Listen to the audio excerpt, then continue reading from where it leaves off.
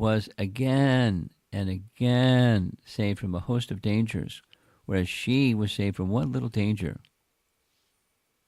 caused by Kamsa.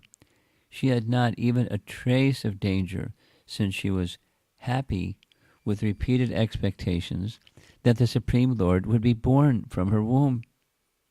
And after you were born, she had no danger at all. This is interesting logic. Who suffers more? Vishwanath's commentary. I was in all ways wretched. You were merciful to me because you are the friend of the most fallen. I was not like fortunate Devaki, who had prema for you. Now, this is Vishwanath Chakravarti Thakur's reading the mind or paraphrasing the thoughts of Kunti, reading into her words. Not necessarily that she was thinking these things, but this is his realization. There's this nice teaching, there are many nice teachings. One nice teaching is that elevated personalities, like Vishwanath Chakravarti Thakur is one, he doesn't just do creative writing. I mean, he's creative, but he doesn't just go off and write something creative and poetic and speculative. He doesn't do that. Rather, he gets realizations and expresses his realizations. That is to say, when one's heart is pure, like Vishwanath Chakravarti Thakur or other of our exalted acharyas, they're focused. There's a verse in Bhagavad Gita about being focused. You know the verse in Bhagavad Gita about being focused? Yeah, that's what I'm asking. You know the verse? 2.41 Bhagavad Gita.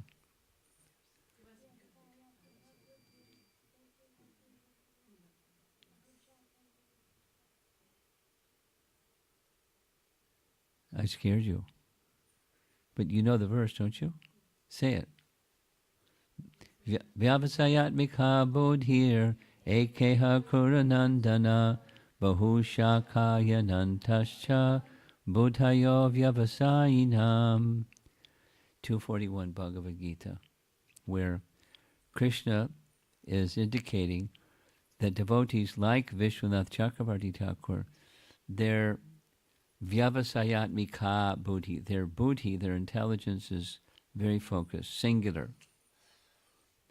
And those that aren't like Vishwanath Chakravarti Thakur, bahu shakha, their intelligence is many-branched. Bahu shakha hinantasya. So those who are very focused, they have a special receiver. They have a Krishna receiver. And they got the Krishna channel, and they got their Krishna receiver on, and Krishna sends them signals. And they get realizations. And they write those realizations. It's not imagination or speculation. It gives a signal, and they're sharing it. The verse, some of you like to read Prabhupada's books. And one of those books is not his writing, but it was published by the BBT. It's Sri Brahma Samhita. And in Sri Brahma Samhita, there's a nice verse. It's similar to other verses in other scriptures. Yadrashi yadrashi shraddha siddhi bhavati tadrashi, which means shraddha. What does shraddha mean?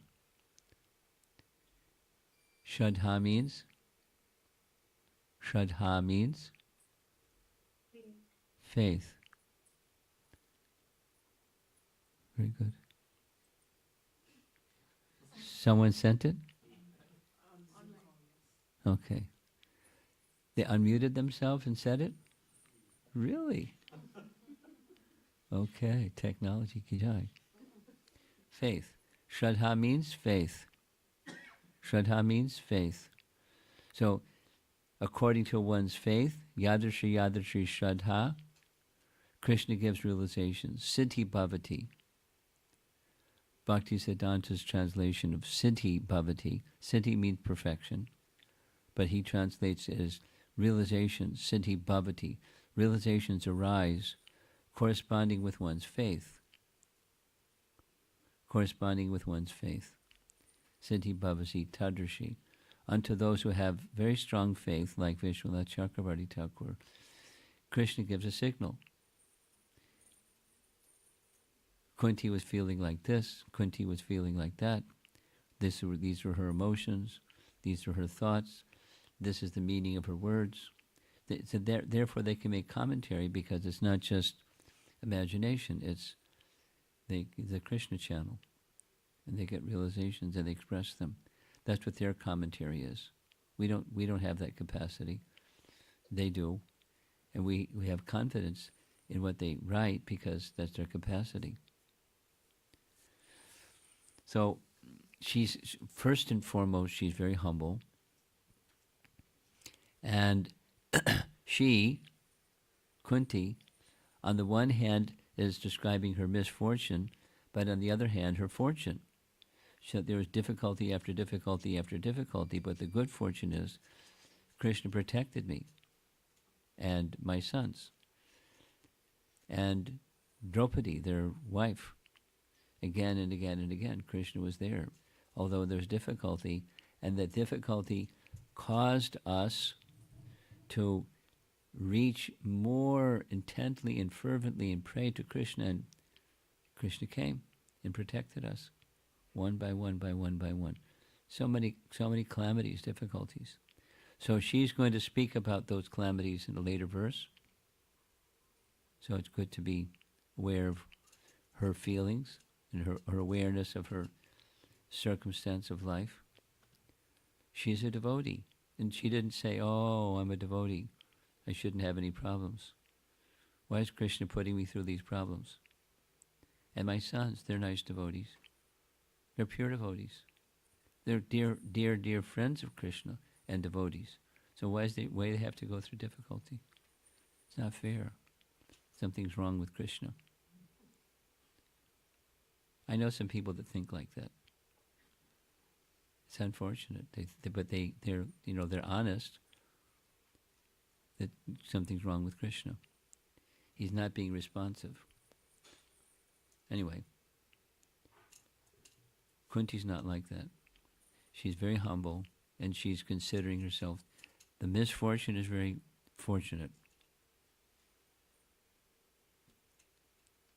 And she's looking at Devaki, she had the Pandavas as her sons, and Devaki had Krishna as her son, and just because she had prema for Krishna, so I don't have prema for Krishna, so I'm not as fortunate as she is.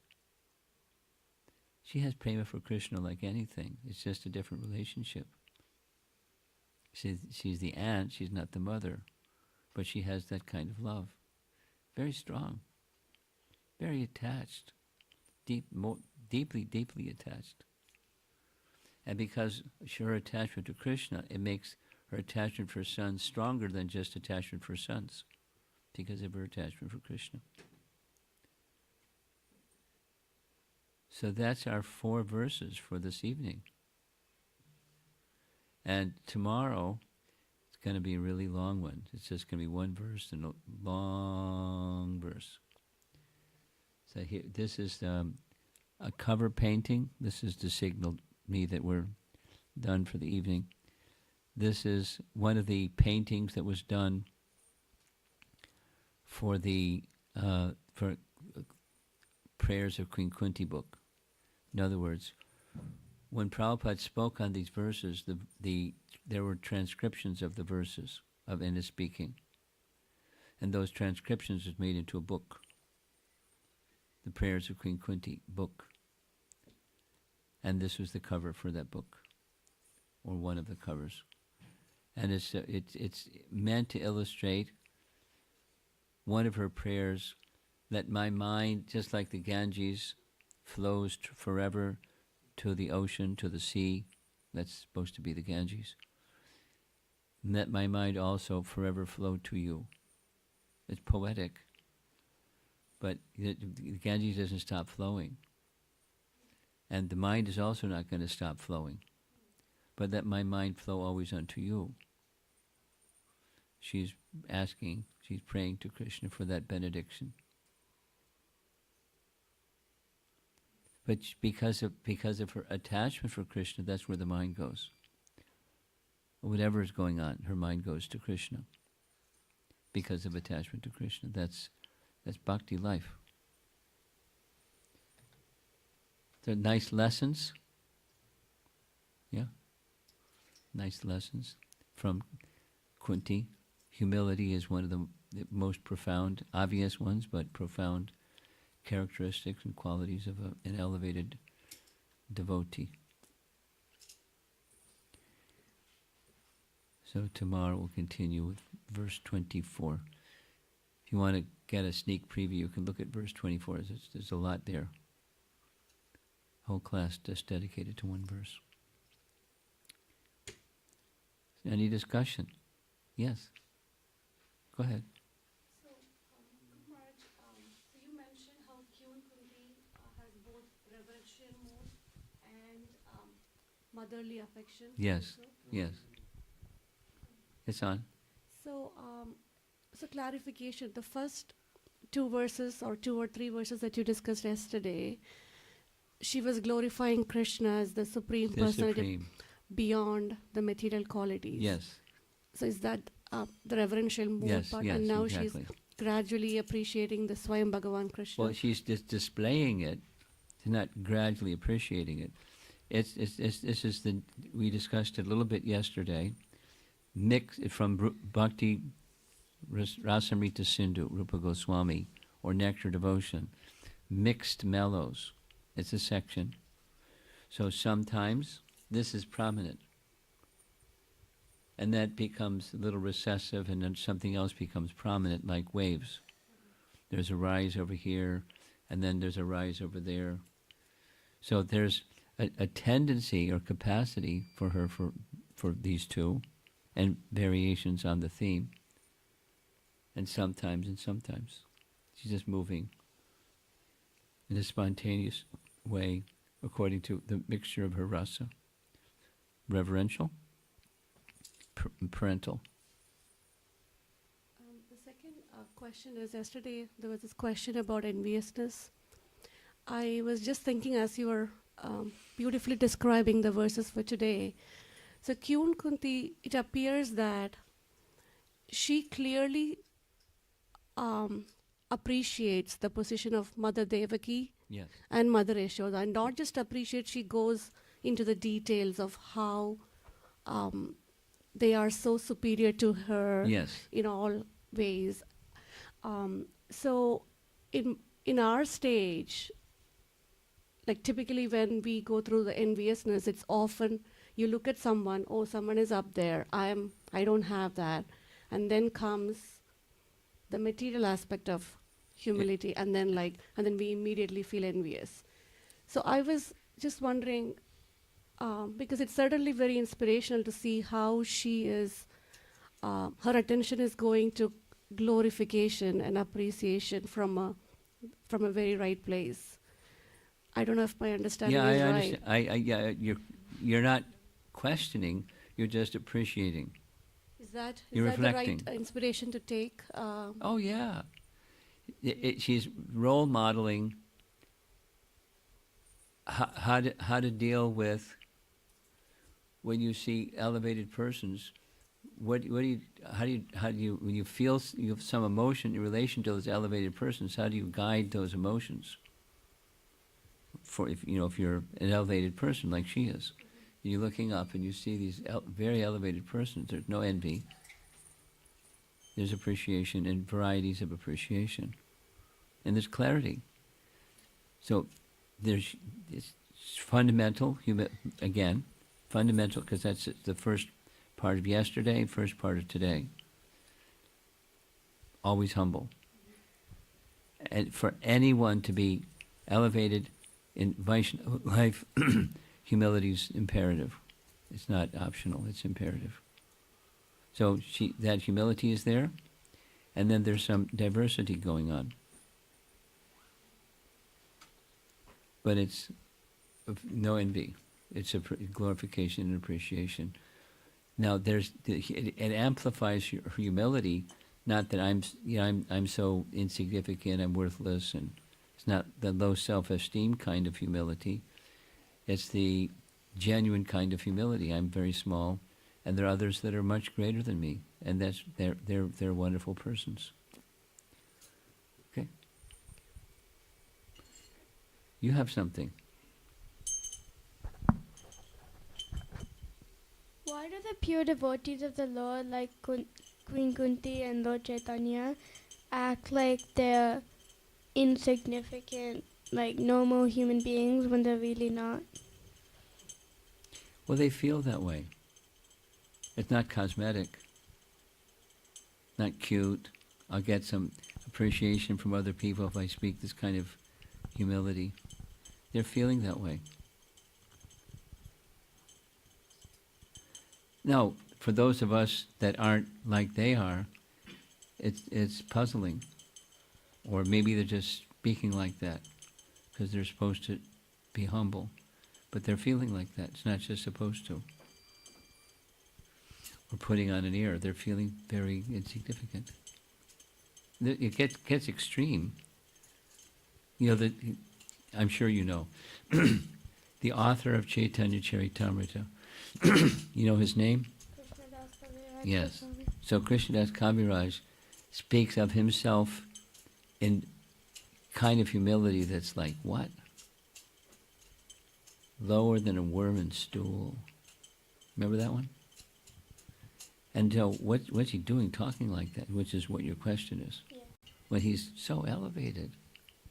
He's so elevated that all the Vaishnavas wanted him to write Chaitanya Charitamrita. And he went and asked each of them, may I have your permission, may I have your blessings? And they all gave it. So he's not, his humility is genuine, and he's feeling that way about himself. And yet he's writing this biography of the most munificent form of Krishna. And very expertly, with scriptural references and realizations and understanding his heart and his mind, and lower than a worm in a stool. It's astonishing. It seems like they don't fit. If you're feeling that genuinely humble, how can you take 2 steps forward? But he's propelled by the mood of service at the same time as humility. It's very special.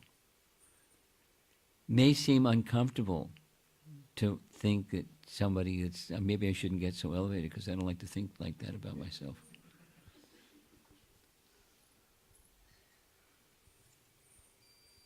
But it's on the spiritual platform. Emotions on the spiritual platform are very different than the material ones. The material ones are a perverted reflection of the spiritual ones. The spiritual ones, the spiritual humility, calls for reaching out more for mercy. The mercy receiver is high volume because I'm so unfortunate. I need lots of mercy just to do basic things. Instead of thinking I'm the doer, which is, standard material consciousness. It's a nice thing to contemplate. But as you remarked, it's consistent. It's not sometimes. Let me ask you a question, because I was asked this question. Is there such a thing as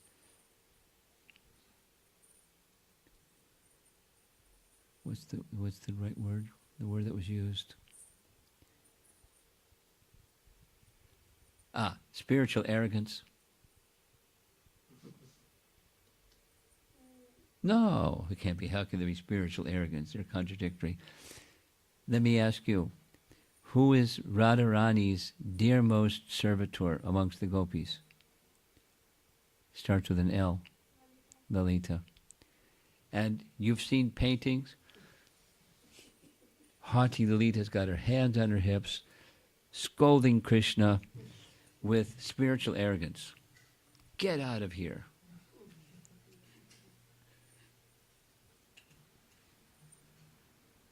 But it's out of love, her love for Radharani, and Krishna loves it very much.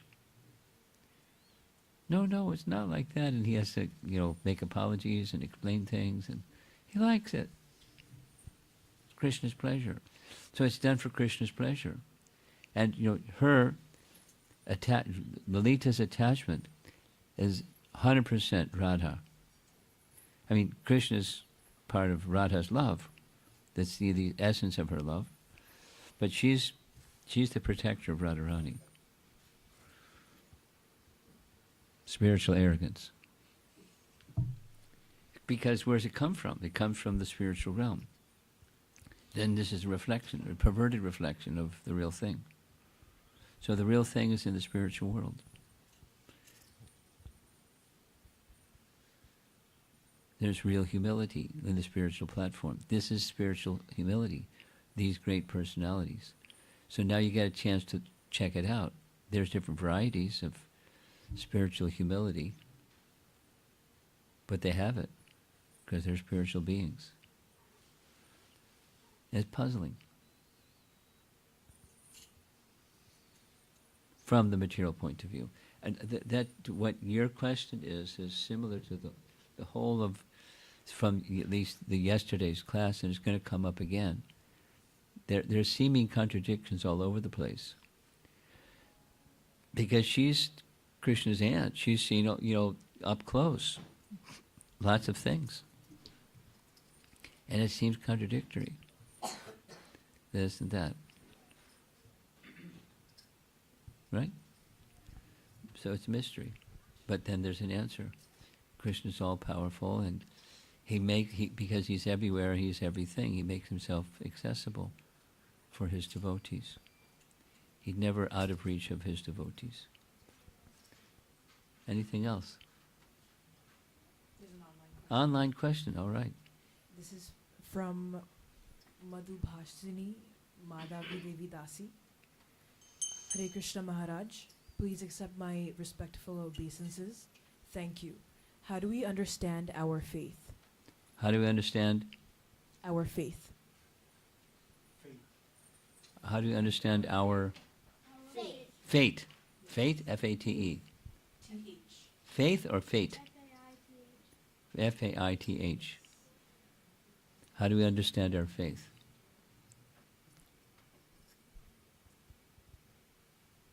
I've never been asked that question before.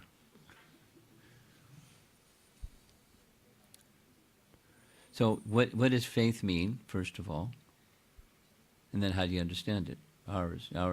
So there's a nice verse.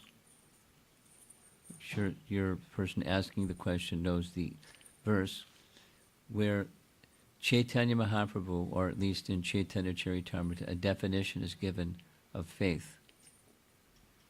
Shraddha Shabde. It is said that faith is Vishvas Kahe Sudrita Nishchaya. There's faith is confidence that by one thing, all other desirable things are accomplished. You good friends, huh? Thanks for coming.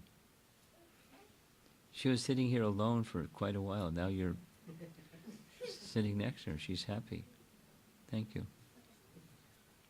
So, the answer is Shraddha Shabde. It is said that faith is Vishvas Kahe, confidence that Sudrita Nishchaya, Krishna, and that one thing that can achieve all other things, Krishna Bhakti, Sarva Karma Kritahaya. So, how do we know what our faith is? What do you put confidence in? Where do you invest your time, energy, thought, activity? That's what you have confidence in. So you can plug in the answer to that question with X, Y, Z, and that's what your faith is.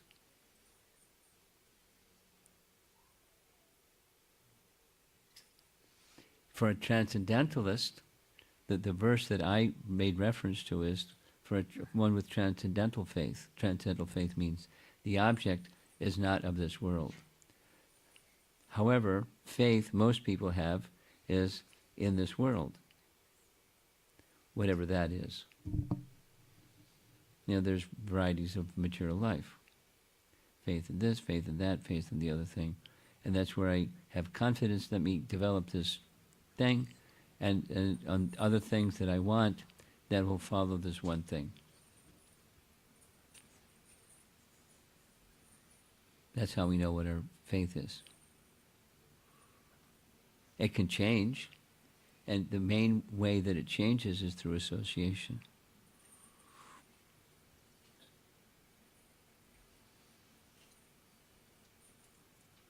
Anything else? Yes.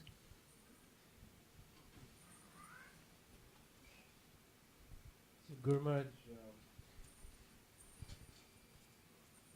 so when one is in danger, when you're praying for relief from the danger, but you feel like the prayers are not answered, what are some lessons you could take from that? Like, what qualities can you develop? And patience could be one of them. Well, a big one is Krishna is not our order supplier. Meaning, Krishna doesn't always give us what we want, but he gives us what we need. And one of the things that we need is patience and tolerance, and not going to Krishna as an order supplier. So we go to Krishna as a servant, and then comes the last verse of Shikshashtaka, where Krishna can do with me whatever he likes, because I'm surrendered to him. So there's you could make a menu or a brainstorm list of what are some of the what might be some of the reasons why prayers aren't being answered. It could be multiple, or combinations of those multiple. But it doesn't mean that there's something wrong with you because the prayer isn't answered, or there's something wrong with Krishna because the prayer isn't answered. We may not be, unless you're a very elevated soul, you don't know the purpose that Krishna is acting, or not acting, withholding. You don't know. So there could be many options, but ultimately, Krishna is kind. Krishna does hear the prayer, and there may be some other purpose that Krishna. There may be some other purpose that Krishna wants to fulfill by the prayer not being answered. In some cases, I've seen the faith can be shaken. Yes, I've seen it. And in the individual, they go through this. Different individuals go through different cycles. Yeah. What happens when their faith gets shaken or Right. tested, challenged? Or sometimes even broken completely, and they go away from Krishna. So, but is that what is the meaning behind that kind of an outcome? What is Krishna trying to? Krishna knows what we don't know. We don't know what Krishna knows. Krishna knows what we don't know.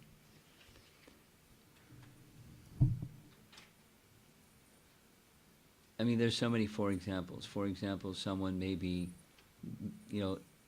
many, many lifetimes of piety, because this is one of the options from the brainstorm list. Krishna says in Bhagavad Gita, 4 types of pious people render service unto me. So, piety is a prerequisite, but their piety stock may be exhausted, and they didn't make the full Krishna connection. So they were going on the steam of their past piety without really, from their heart, connecting with Krishna and being in the mood of, coming to the position of being the mood of his servant. You know, Krishna supplied, and so I was going on. Krishna's not supplying, so I'm not a customer anymore. You know, so in other words, like a business. And yet there's so many varieties of possible